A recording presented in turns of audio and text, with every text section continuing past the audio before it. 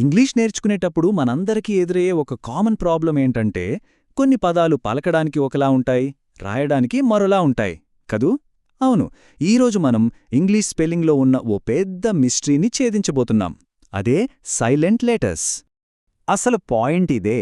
కొన్ని అక్షరాల్ని స్పెల్లింగ్లో రాస్తాం, కాని పలికేటప్పుడు మాత్రం వాటిని సైలెంట్ చేసేస్తాం. అసలెందుకిలా? రండి, ఈ ప్రశ్నకి సమాధానమేంటో చూద్దాం. ఉదాహరణకు ఈ పదం చూడండి, KNIFE. దీన్ని మనం నైఫ్ అంటాం. మరి స్పెల్లింగ్లో ఉన్న ఆ కే ఏమైపోయినట్టు? మాయమైపోయిందా ఏంటి? ఇంకో ఎగ్జాంపుల్ తీసుకుందాం, ఐలాండ్. ఇక్కడ కూడా సేమ్ స్టోరీ, ఐలాండ్ అని పలుకుతాం, కాని చూస్తేనేమో స్పెల్లింగ్లో ఎస్ ఉంటుంది. అదెక్కడికి పోయింది? సరే, ఇంకొకటి చూద్దాం, డౌట్.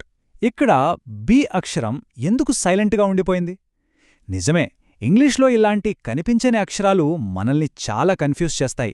కానీ దీని వెనుక చాలా ఇంట్రెస్టింగ్ కారణం ఉందన్నమాట. ఈ సైలెంట్ అక్షరాల మిస్టరీని సాల్వ్ చేయాలంటే మనం కాస్త టైంలో వెనక్కి వెళ్ళాలి. ఎందుకంటే ఇవి కేవలం అక్షరాలు మాత్రమే కాదు, భాష యొక్క చరిత్రకు నిలువుటద్దాలు. అసలు ముందు ఈ సైలెంట్ లెటర్స్ అంటే ఏంటో క్లియర్గా తెలుసుకుందాం.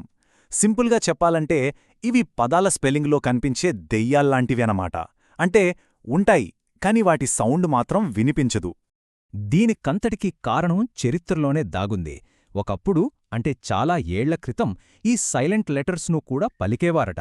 అవును, కాని కాలం గడిచే కొద్దీ మన ఉచ్చారణ అంటే ప్రొనౌన్సియేషన్ మారింది. కాని స్పెల్లింగ్ మాత్రం పాతకాలంలో ఎలా ఉండేదో అలాగే ఉండిపోయింది.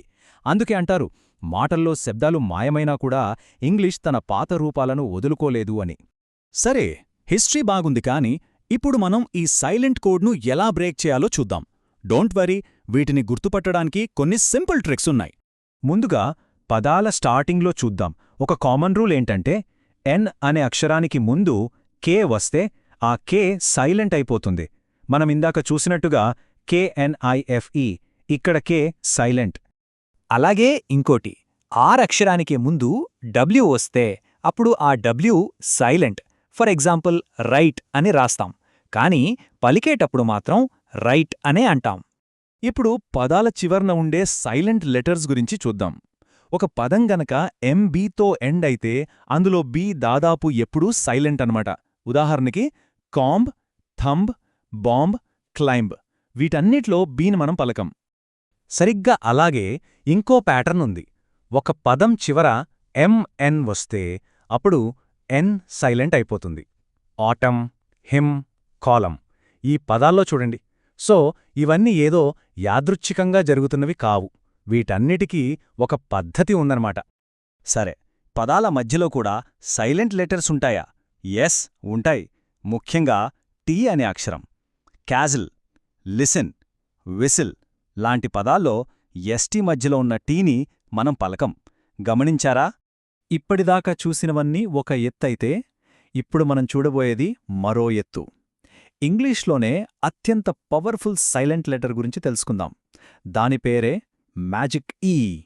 ఇది ఒక సైలెంట్ డైరెక్టర్లా తెర వెనక ఉండి అంతా నడిపిస్తుంది. అవును, మీరు విన్నది నిజమే. ఇంగ్లీష్ లాంగ్వేజ్లో మనకు చాలా కామన్గా కనిపించే సైలెంట్ లెటర్ ఏదైనా ఉందంటే అది ఈ మాత్రమే. చూడ్డానికి చిన్న అక్షరమే అయినా ఇది చేసే మ్యాజిక్ చాలా పెద్దది. దీని మొదటి, ఇంకా చెప్పాలంటే అత్యంత ముఖ్యమైన పవర్ ఏంటో తెలుసా? ఇది తనకంటే ముందున్న వోవెల్ సౌండ్ని పూర్తిగా మార్చేస్తుంది. ఉదాహరణకి హాప్ అనే పదం తీసుకోండి. ఇక్కడ ఓ సౌండ్ షార్ట్గా వస్తుంది. అదే దీనికి చివర ఒక ఈ చేరిస్తే అది హోప్ అవుతుంది. అప్పుడు ఓ సౌండ్ లాంగ్లా వస్తుంది. చూసారా ఎంత తేడానో? అందుకే దీన్ని మ్యాజిక్ ఈ అంటారు. ఓకే, సింపుల్గా ఈ మ్యాజిక్ ఈ చేసే 3 పనుల్ని గుర్తుపెట్టుకుందాం. నంబర్ 1, వోవెల్ సౌండ్ని కంట్రోల్ చేస్తుంది, హాప్ని హోప్గా మార్చినట్టు. నంబర్ 2, సి ఇంకా జీ సౌండ్స్ని సాఫ్ట్ చేస్తుంది. ఇక నంబర్ 3, గివ్ లాంటి పదాలు వీతో లేదా యూతో ముగియకుండా చూస్తుంది. సరే, ఇంత కథ, నియమాలు ఇవన్నీ తెలుసుకోవటం వల్ల మనకు ఉపయోగమేంటి అంటే, ఈ రూల్స్ని అర్థం చేసుకోవడం మనకి ఎలా హెల్ప్ అవుతుంది? ఇక్కడే ఉంది అసలు విషయం.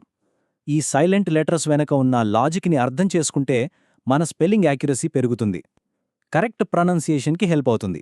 అంతేకాదు, ప్రతి పదం వెనుక ఉన్న హిస్టరీని కూడా మనం చూడగలుగుతాం. అప్పుడు ఇంగ్లీష్ భాష ఒక కష్టమైన సబ్జెక్ట్లా కాకుండా ఒక ఇంట్రెస్టింగ్ పజిల్లా అనిపిస్తోంది. సరే, ఈ విశ్లేషణను ఒక చిన్న ఆలోచనతో ముగిద్దాం.